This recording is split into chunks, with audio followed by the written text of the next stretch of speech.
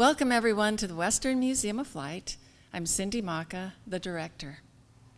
Celebrated aviation artist, author of multiple books on aviation history, his assignments have earned him hundreds of military and civilian aircraft hours, and his accounts of these flights have proved infinite and fascinating to thousands.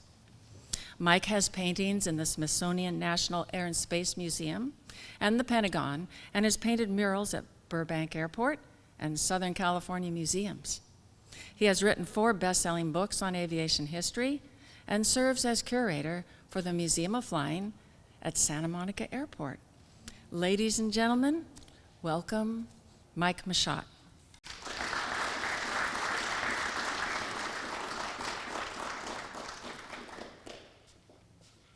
Good morning.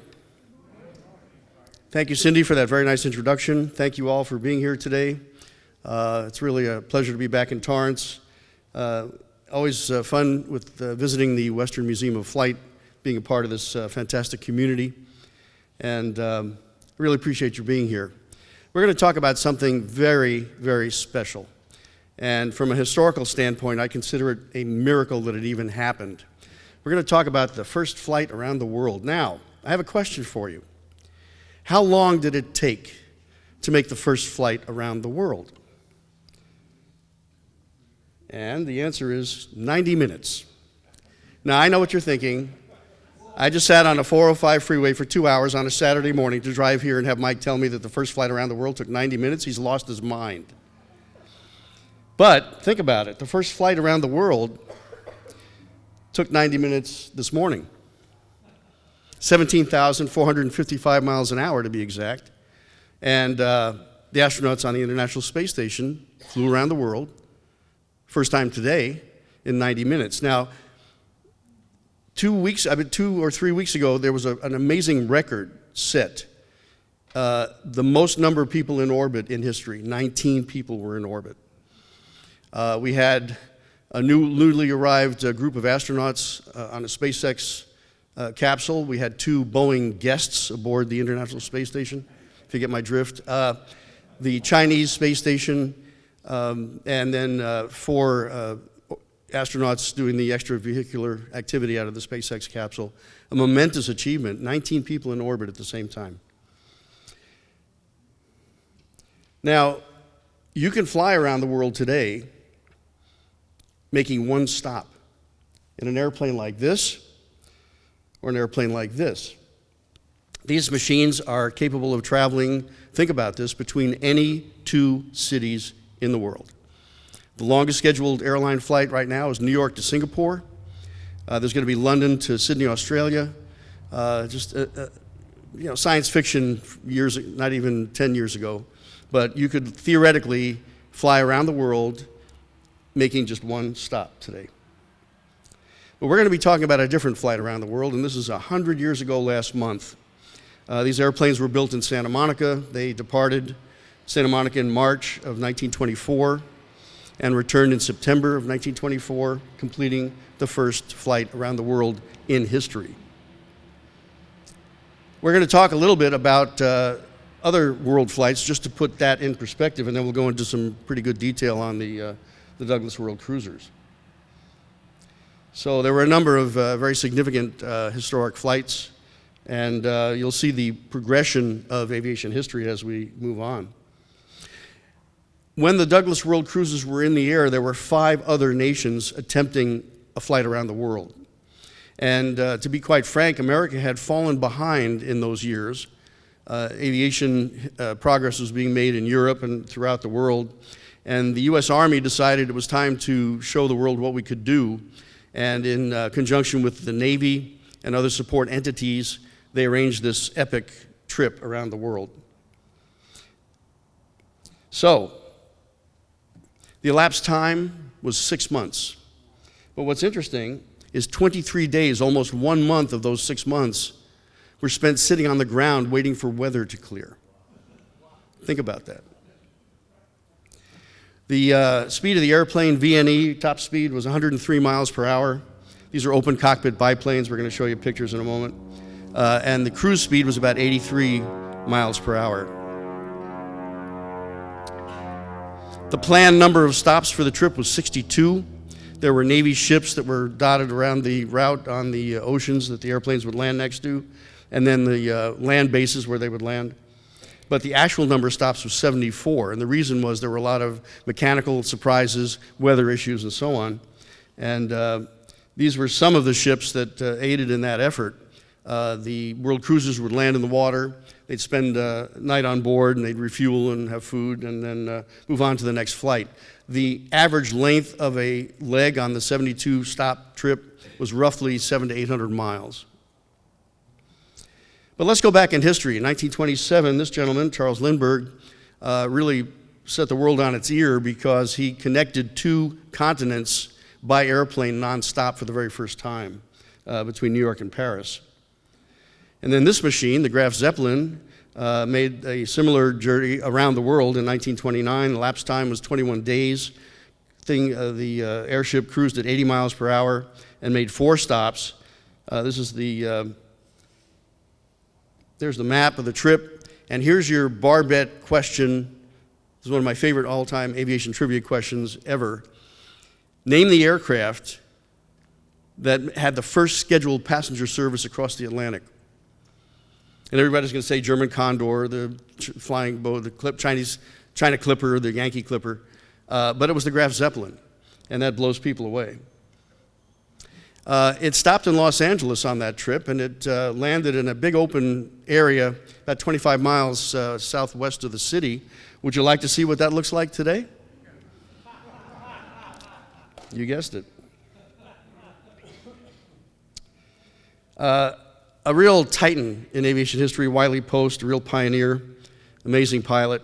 With the Navigator, flew around the world in 8.5 days. Think about that. We went from 6 months to a month to a week plus in a very, very short period of time. And 13 stops.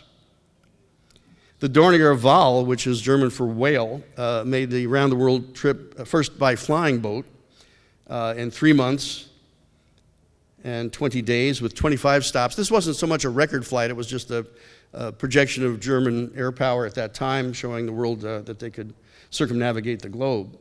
But we're back to Wiley Post again, flying in 1933, but now it's the first solo flight around the world, first use of an autopilot, and first use of a radio direction finder.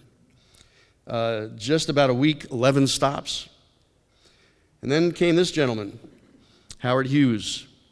And he flew a Lockheed Super Electra. You see it taking off to start the journey out of Burbank. But the official trip began in New York.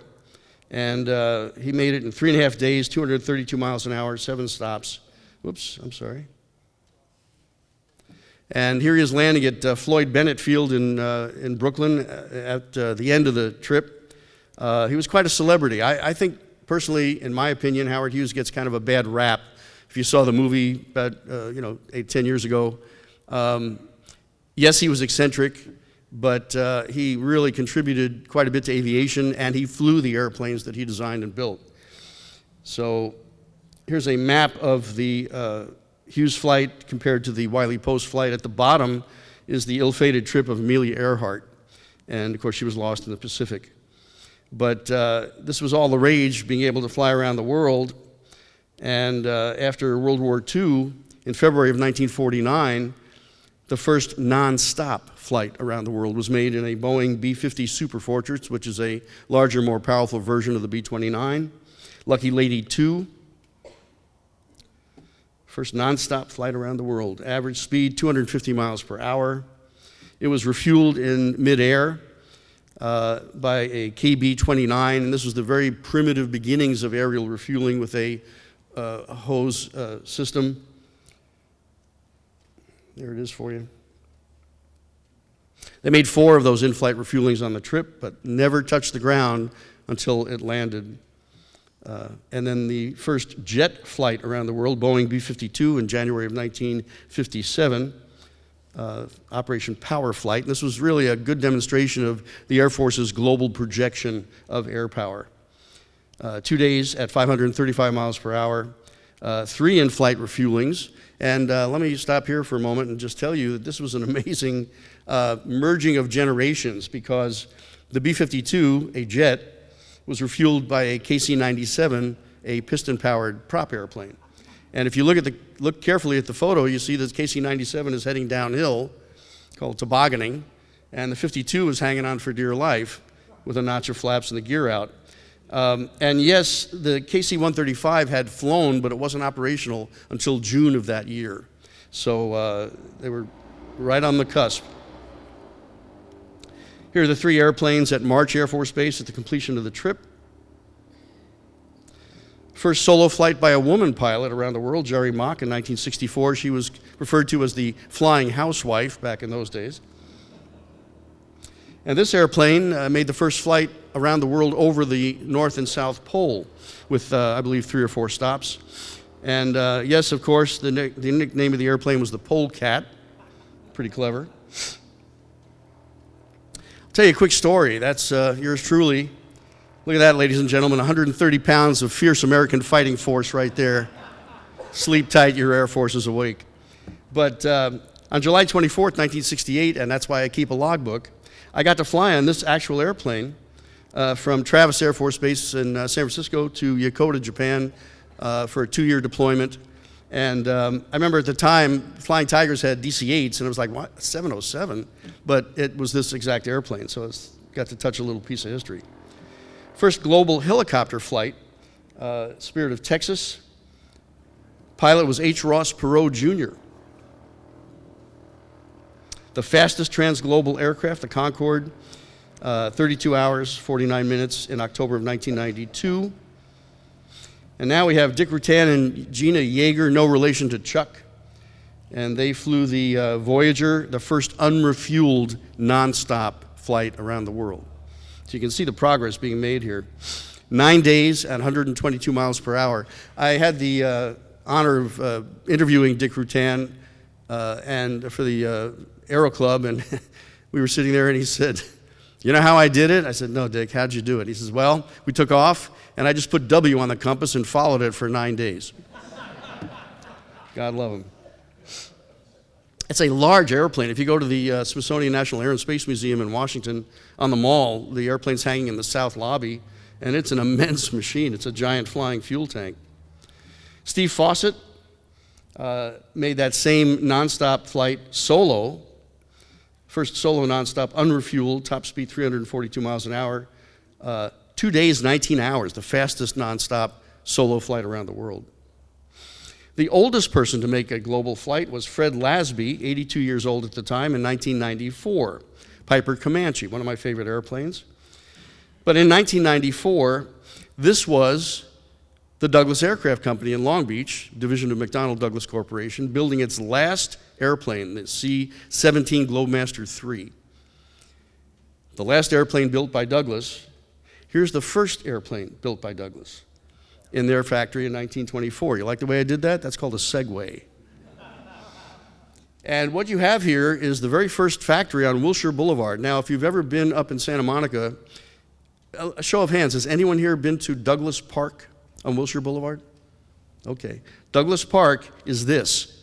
It's the site of the first factory. It was an abandoned movie studio, and Douglas adapted that for their operations. The problem was that they were building this about 2 miles from the airport, and the airplanes had to be disassembled and towed to the field to be flown. So in 1929, they set up their first shop on Santa Monica Airport. But the first military contract for Douglas was the DT-1 torpedo bomber, seen here. And this had a novel feature. The wings would fold for storage, and they adapted this design into the DWC, or the Douglas World Cruiser, and it had that same wing folding mechanism. The airplane had a 7,700-pound max gross takeoff weight, pretty hefty. And look at this, powered by a 420 horsepower water-cooled Liberty engine. This was not a jet fighter in terms of power to weight ratio. But I want to call your attention to the oil tank that you see there. The cooling system, a very novel design, a cooling system for the oil, was designed by this gentleman, a young up-and-coming aeronautical engineer named Jack Northrop. That was his first actual job in the industry. Gives you an idea of the size of the airplane. These were immense machines. I mentioned standing next to it, it's like standing next to a building. Each airplane carried a crew of 2, a pilot and a mechanic, for good reason. And here you see the pilots during one of the stops on the tour. Let's meet the crew. The Seattle was the lead airplane. Major Frederick Martin was the flight leader. Staff Sergeant Al Harvey was the mechanic. Ship 2 was the Chicago with Lowell Smith and Leslie Arnold. Ship 3 was the Boston, Lee Wade and Henry Ogden. Ship 4 was the New Orleans, which is out here in California. First Lieutenant Eric Nelson and Lieutenant John Harding. Here's what these airplanes had, and this is all they had. An earth inductor compass, which was the very beginning of a radio compass, a little more precise than a wet compass. A wind drift indicator. They had lines painted on the horizontal stabilizers, and from the rear cockpit you could sight these lines and get the idea of the wind drift. First aid kit, self-explanatory. A stopwatch, and a stuffed Wait a minute. A stuffed monkey? Yeah, they did. Maggie the stuffed monkey. What's the story with that? The crew stayed at the Fairmont Hotel in Santa Monica, and the hotel owner gave each pilot a stuffed monkey and said, if you bring it back, I'll give you $50. $50. You're probably wondering, what is $50 today? What is that worth? $900. So if you bring the monkey back, I'll give you $900. Little incentive to make the trip. Here's what the airplanes didn't have. Are you ready? Fasten your seatbelts. They did not have parachutes. They did not have life rafts. They were very weight critical. They didn't even have life preservers. They didn't have enclosed cockpits, and I mention this because the crew was quoted as saying flying in rain in an open cockpit was like getting pelted in the face with buckshot at 100 miles an hour, and they didn't have radios. They communicated, don't laugh, they communicated by dropping notes to people on the ground or even on board the ship. Pretty gutsy. So here's a poster for the Aviation Day at Clover Field in Santa Monica, and that's where my museum is located now. And this is the beginning of the world flight preparations. You see the cruisers out there on the field. Here's the takeoff of the 3 airplanes. There were 4 total that left. This is a very rare in-flight shot of the 4 airplanes on their way to Seattle. When they got to Seattle, which is considered the official start of the trip, and I have to take a little patriotism here. If you're from Santa Monica, the trip began and ended in Santa Monica. If you're from Seattle, it started and ended in Seattle. So I'll leave that to you.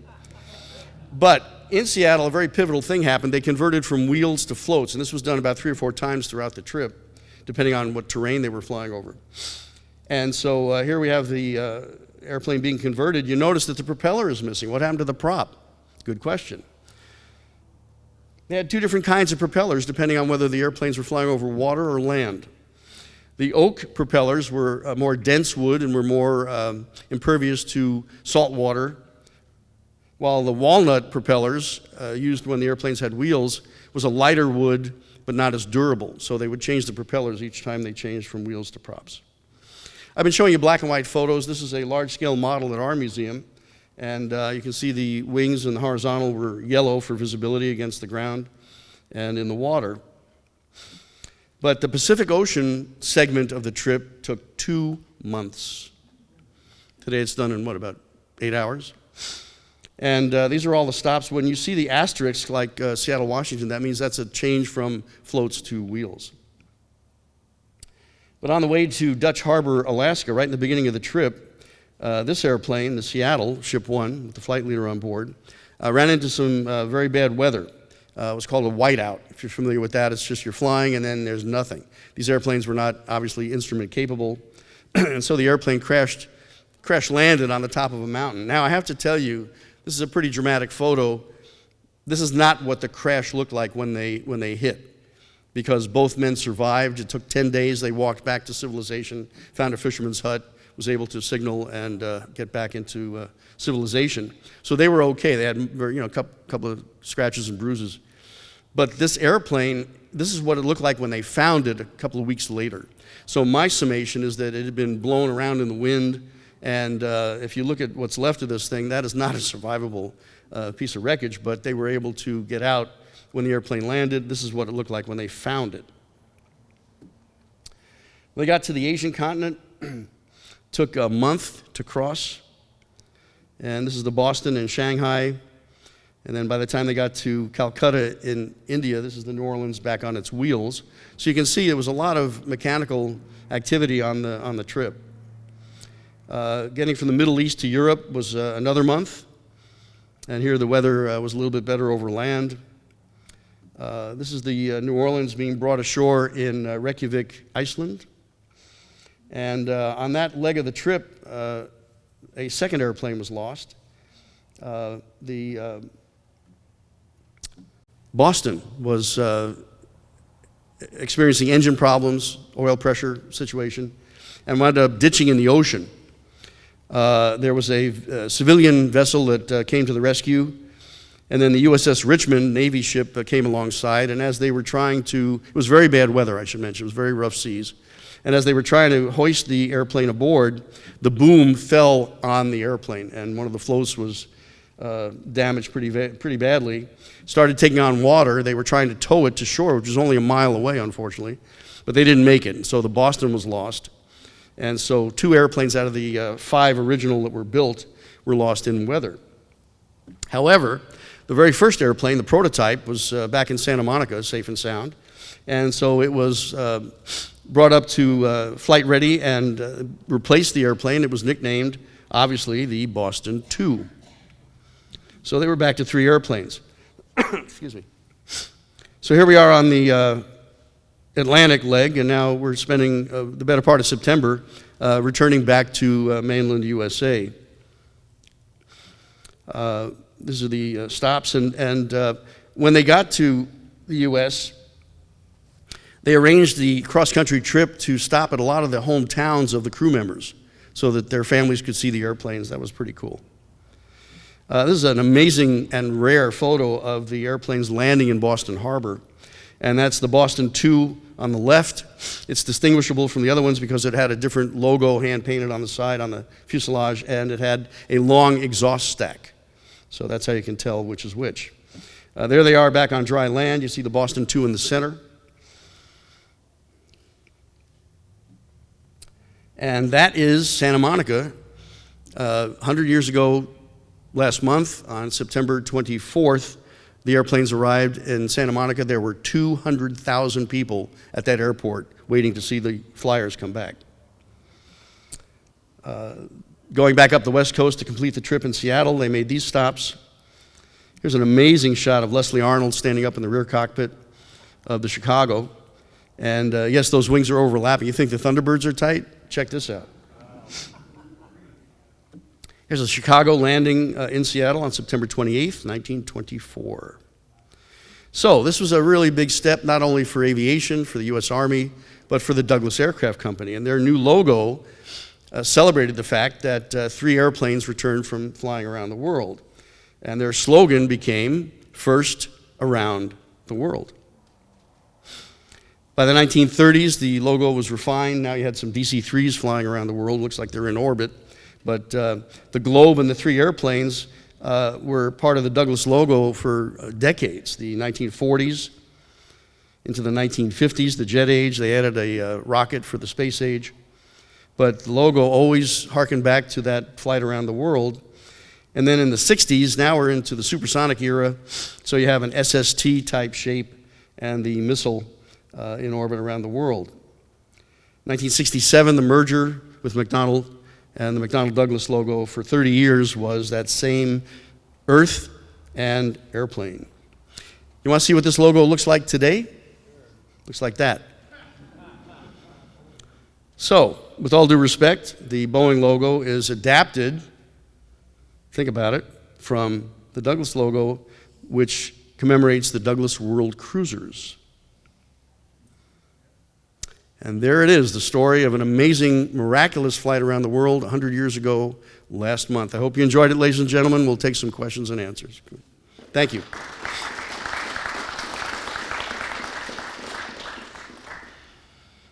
Yes, sir. The question was, when the Boston II joined the rest of the fleet, where did that happen? And I'm not making this up, it happened in Boston. It took a week for the airplane to fly back cross country, and it met that scene where they're landing, that's the airplane joining the rest of the. Great question, thank you. Yes, sir, in the back. Okay, I'm having some trouble here. I think the gentleman was talking about the Museum of Flight in Seattle, which has a tremendous amount of Boeing memorabilia, including the Red Barn, which was their original building. Yes, let's start. The possibility of redundancy and safety for the crew. They started with 4, hoping that they wouldn't lose an airplane, but they were able to maintain. That's probably the summation of it, is that they wanted more airplanes than they needed. The B-52 flight around the world did the same thing. They had 5 airplanes. One was lost in a mechanical, not lost, one turned back with a mechanical problem, and then the extra spare landed before those 3 airplanes reached March Air Force Base. So yes, it was a case of redundancy. Scott, you had a question? Isn't there a cruiser somewhere here in LA in storage? The World Cruiser New Orleans was originally on display. It's owned by the Museum of Natural History here in LA. I'm sorry, it's owned by the Air Force. It's on loan to the Natural History Museum. And then it was on display at the Museum of Flying, where I work, in Santa Monica, in the original museum, not where our location is now. It was hanging from the ceiling. It was an amazing display of the airplane. In the earthquake in 1994, it was swinging back and forth, and it was damaged from the rocking. The wingtips were crunched, and so it sustained damage in the earthquake. It was then put into a hangar, and it is now in storage, and we're waiting to see what's going to happen. So yes, the New Orleans is here in LA. Yes, sir. That's a great question. How long did it take to plan the flight and map out everything, get the Navy ships in order? My understanding is it was the better part of a year. It was a tremendous logistic operation to get everything arranged, get the ships out on station. So my understanding is it's about a year. Yes, ma'am. Great question. Which crew flew the Boston II? It was the original crew. They were brought back on a Navy ship. The Navy ship it sank next to a Navy ship, and that ship had the crew on board. And then that crew resumed in the Boston II. Great question. I saw another. All right. Oh, yes. Yes. Good point. The Lockheed. Jack, it's an interesting thing. We look outside and we see the YF-23. Jack Northrop, God bless him, a man well ahead of his time. And he worked for, think about this, he worked for Douglas, Lockheed, had his own company several times, and was just a giant in the industry. But he did, and I say this with great respect and love, he did things his own way. He was his own guy. And the story that I love to share is when he was designing the flying wings in the 1940s, even before that, the earlier versions in the 30s. His dream was to have a stealth airplane without a tail, flying wing. And the XB-35, the big 4-engine bomber, the YB-49 conversion to jets, amazing science fiction. If you saw War of the Worlds, those were the airplanes that took off. It was a science fiction looking machine. What it was lacking were things like digital flight controls, stability augmentation system. It just wasn't ready for prime time. But the wingspan of the XB-35 and YB-49 was 172.0 feet. 172.0 feet. And before his death, he was in his early 90s, with congressional approval, he was granted a top secret clearance to see the mock-up of the B-2 bomber in Hawthorne. And his comment was, "Now I know why God has kept me alive." He got to see his dream. Didn't see it fly, but he saw what the airplane was going to look like. The B-2 obviously has been in the air for 30 years, an immense, amazing piece of technology. Would you like to guess the wingspan of the B-2 bomber? It's 172.0 feet. And when I learned that, I had one of my Air Force art projects was to chase the airplane in an F-16. I'm getting a little bit off topic here, but I remember showing up for the assignment. I had all my qualifications and everything, and I was ready to fly, and I'm going, why? It's a bomber. Why are we chasing it with an F-16? And the pilot said, when you see it, you'll know. It was all we could do to keep up with that airplane. we were doing low-level terrain avoidance and pulling jet. It was just, you know, eye-watering to see the performance of that airplane. But again, Jack Northrop's dream, which began with the Avion in 1929 of all things, and it took his lifetime to make it reality. So great question, yes. Yes, sir. Yeah, the question was, am I also an artist? It actually started with that. I was a staff illustrator for McDonnell Douglas in Long Beach for 10 years, and then left to start my own business for 25 years. And so I made my name in the business as an aviation artist. So is the artwork displayed on the flat screens your work? Is the artwork mine in the program? Actually, those are company artists because those were done before I got there. My work is, we'll save that for another program sometime. Maybe if I come back, we'll do an aviation art expo. I'll be happy to share that with you. Yes, sir. No. The question was, did the two aircraft that were lost in the weather accidents, were they recovered? The answer was no. The wreckage of the Seattle was left on the mountain. I believe they got some instruments out of it, some of the usable parts, just for history. The Boston, unfortunately, sank and was lost. So, yes, sir.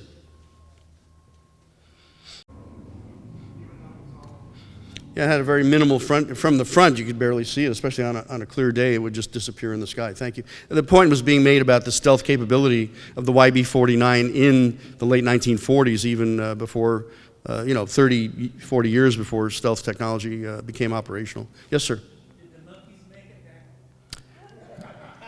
Did the monkeys make it back? Yes, they did. And the photo that I showed you, I've given this presentation a few other times, and someone said, how did they get such a perfect, clear color photo of Maggie the monkey in 1924? And I went, that's the one in the Smithsonian. They took that photo a couple of years ago. But Maggie is on display with the Chicago, which is in the Smithsonian on the mall. And they just reopened, I understand, the new gallery of legends, or the historic gallery of all the epic airplanes. And the Chicago World Cruiser is hanging from the ceiling. So yes, the monkeys made it back. We're going to take, we have time for one more question. Yes, sir. Oh, yeah, thank you. Yeah, I was very blessed. As a kid, I loved drawing airplanes. I had no idea what I was going to do with it. I just did it for fun.